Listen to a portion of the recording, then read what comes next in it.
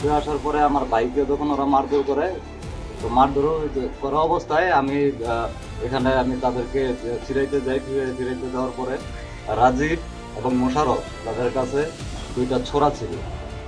সেই ছোরা দিয়ে দেখেন যে এখানে আমার গলা বরাবর একটা খুব দিয়েছিল। আর বাড়ি করছি কামিজুদ্দিনের বাড়ির সাথে, তারা আঙ্গ বাড়ি ঘর করতে যায় নাই, কারণ হ্যাগো জায়গা নাই, আমরাও জায়গা নাই, আমরাও বাড়ি করে থাকতেছি অনেকদিন যাবো, তারা লাগিয়ে রয়েছে।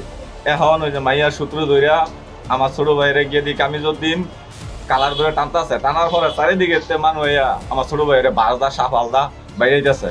আমি সুডানের গিয়া আমার হাতে লাগছে, এইখানে লাগছে, পুরো মানে 8-10 জন হারা মানুষ মাথা আছে সাবালদা পারে। আমার ছোট বাইরে ধরে বালুর মেয়েদের নিয়ে ওখানে সাবালদা বেরোইছে। আমরা একটা লোক নেই, আমরা খালি 2 জন।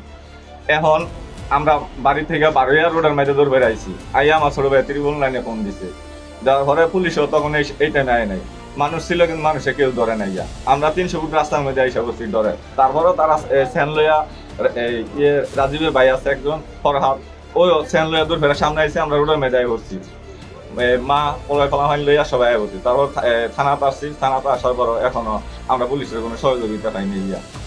আমরা গরিব মানুষ, আমরা আমরা আমাদেরকে নিষ্ঠুরভাবে মারা হয়েছে শুধু শুধু অযথায়। কেন এই মারাধরি? কারণ থানার মধ্যে আসছি, থানার মধ্যে যাই আমরা কোনো পুলিশের কোনো সহযোগিতা পেলাম না।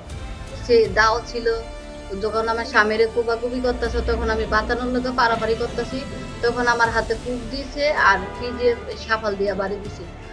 যখন গলায় একটা কূপ লাগছে, হাতে লাগছে, পায়ে লাগছে, মাথায় সাফাল দিয়ে বাড়ি লাগছে।